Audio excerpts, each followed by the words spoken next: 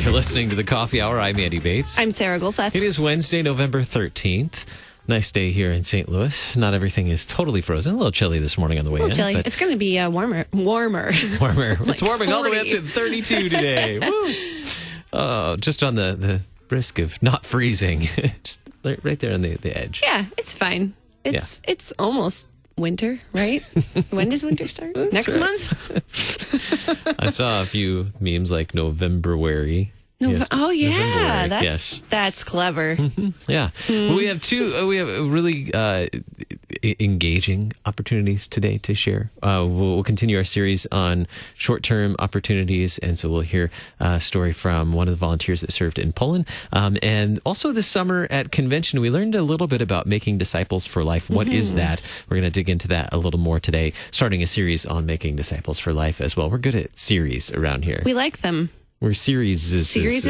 Yes. Thanks to Concordia University, Wisconsin for supporting the Coffee Hour. Find out more about Concordia University, Wisconsin at cuw.edu. Live uncommon. In studio with us this morning in the flesh, the Reverend Robert Zagore, Executive Director of the LCMS Office of National Mission. Pastor Zagore, thanks for joining us in studio. It's a real pleasure to be here with both of you. I think folks might recognize your voice from chapel, because you preach in chapel here at the International Center, so our listeners may recognize you from that. Always sermons or homilies with some sort of story that takes us back, usually to Michigan, right? Yeah. Usually to Michigan, which is why I'm thinking that all of you people from Missouri are wimps when it comes to cold weather.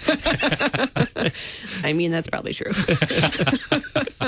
It's cold, though. Well, it is cold. It's all the memes about people in Michigan, like when it gets down to 50, and they're like, finally, shorts weather. Finally, yeah. Yes. That's a thing. This is 4th of July beach weather here. Yep. What part of Michigan were you in?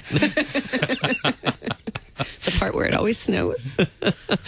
Well, at the convention this summer, we learned about making disciples for life. But for those of us who weren't at convention, what is making disciples for life? And you can share with us the elevator speech, or you can share with us a story.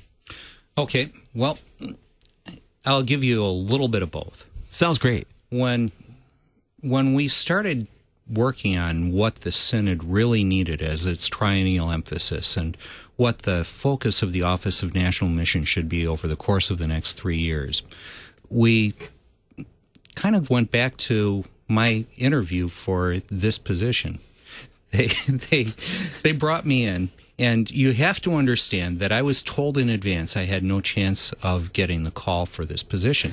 So I really took that much to heart, and I said anything that I wanted to. And among the things that I said was, for a lot of people, Synod is irrelevant. And Synod is irrelevant not because Synod doesn't have anything to offer, but because there's no connection in a lot of places between what goes on daily in the parish and what goes on daily in the International Center or around the world. And people think that in the IC, we folks just handle higher level things and they go about the real grunt work of daily life. And I knew that shouldn't be the case. I was in the parish for 27 years, and I often would say to people, the bad thing about me being in a church for so long is that the church starts looking like me because I've trained everybody. And we never get any better at anything than I am at it because I'm the one who trains people to do all the jobs. And what I don't know how to do, the church doesn't know how to do. And that really limited us. But I often didn't know where to turn for resources or help. We have some of the most wonderful experts in the world who work on an everyday basis with me.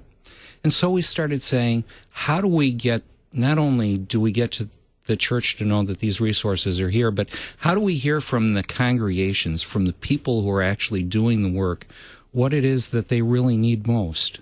And we started looking for different ways that we could engage each other to actually be in the same place, to talk about sharing resources, and to develop a communication loop which would keep making the resources that we're producing here more responsive to their needs, the access to experts that they need more responsive to needs. And we said, well, the very best thing that a church can do is gather. After all, that's the word out of Hebrews, right? Don't forsake the gathering together. And that's the word meta synagogon. So it's not just a worship service. That's all of the gatherings, that meta in front of it. All of the gatherings, because that's important to us. We do some of our best work face to face as the Holy Spirit gathers us. Even Jesus, as he's talking about it, says, where 2 or 3 are gathered, there I'll be in the midst of you. So that gathering has a really important element to it. So we said we need to have regional conferences where we actually talk to each other. We don't just have a bunch of people flown in. They say, I'm the expert. I'm going to give you 30 minutes of my best advice. Go home and implement it. Because that's not the way that you do things. That's not salutary. It doesn't help anybody. I went to many a conference like that, and I usually wrote sermons during the speeches. Because sometimes it was just unendurable, because they weren't answering any question I had. They weren't doing anything that had to do with my work. And we said, how can we make this interactive? And so we've designed a series of regional conferences. The first one here is January 9th through 11th here at the International Center, and also an Internet Resource Center, which is going to share all of these things. And we're calling it an Internet Resource Center instead of a web page, because you get to do things that you normally don't get to do on the Internet, like talk to live people. And say, I've got a question, and instead of just typing it into a Google search engine and saying, I've got a question, you actually get to speak with a physical person. And if that physical person doesn't know the answer or can't point you to a resource, they know where to point you to get further help. And so the whole idea is that we're going to keep getting smarter the more that we interact with each other. We're going to keep getting better at our mission the more we interact. So what are some of the things that people will learn, or some of the questions that people have that they're going to be bringing to this resource center? Well, just about anything that happens in National Mission. How do I implement an evangelism program in my church? How do we take our evangelism program to the next steps? How do I start a youth group? What are the 7 practices of a healthy youth group? Can we get involved in the disaster response that our church is carrying out throughout the world, really? Can we be a part of the new things that are going on with urban and inner city mission? We've heard about these things called national missionaries, where instead of just sending people to far off places on a different continent, we send them to places where we really need a church, where we really need a Christian presence.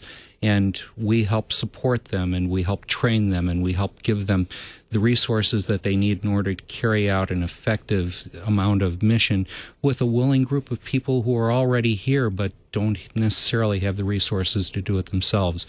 And we're going to be announcing quite quickly a new plant where we're helping with that in Pennsylvania. It's just a wonderful thing that we get to do all of these together. I've left out a whole bunch of them. The Office of National Mission has 21, soon to be 22 different ministries that help with these things. And we've got 17 of the world's leading experts who work within the Office of National Mission, who are subject matter experts. So if you want to know somebody who's been spending the last 25 years researching church planting, we've got them in the office. And it isn't just they've been doing book stuff. Everybody there has had feet on the ground. Everybody there has rolled up their sleeves and done the actual work. What if so the January conference you mentioned, coming up January 9th through the 11th here in St. Louis. Details on how to register for that? Well, right now the registrations are available on the LCMS website. You can just click right through to the link and be a part of that. I'd like to give you, just so that you understand what an opportunity this is, because it's going to be a small group. This is going to be our first one, and in some ways kind of a trial run. But here are the people with whom you'll be interacting, and a lot of this will be what we're calling table talks, where you sit at a table with 15 people, including these folks. Dr. Matthew Harrison, the president of Synod, Dr. John Sias, the secretary of Synod, LWML President Debbie Larson, Kevin Robson, the Chief Mission Officer of Synod, Dr. Jim Bonnick, who's the head of pastoral education within the building, Reverend Dan McMiller, the head of the Office of International Mission, me, Mark Hoffman, who does mission advancement here in the building, Roosevelt Gray, who does urban inner city and black mission, Heath Curtis, who does stewardship, Deaconess Marianne Hayter, who does grants, Dr. Ross Johnson, who does disaster relief, Mark Kiesling, who does youth work, Todd Holbaum, who does rural and small town ministry, Deaconess Dorothy Krantz, who does recognized service organizations, Michael Meyer, who does the disaster training, Deaconess Kara Patton, who's becoming an expert on volunteer work, Steve Shave, Urban and Inner City Mission, Dr. Becky Schmidt, who's our school guru, and Dr. Mark Wood, who does revitality and evangelism, and Marcus Zill, who does our campus work. So those are just some of the speakers, and everybody has complete access to them. Outstanding. So registration for that, lcms.org. You can find the link right there as it's slider on the homepage. lcms.org. You don't even have to go very far. It's right up top in that scrolling bar.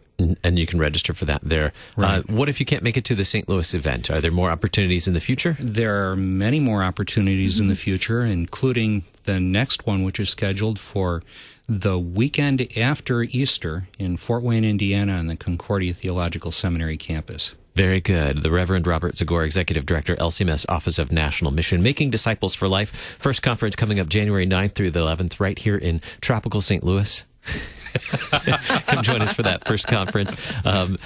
You can find out more at lcms.org. Thank you so much for being our guest this morning. Thank you so much. I'm Eddie Bates. I'm Sarah Gulseth.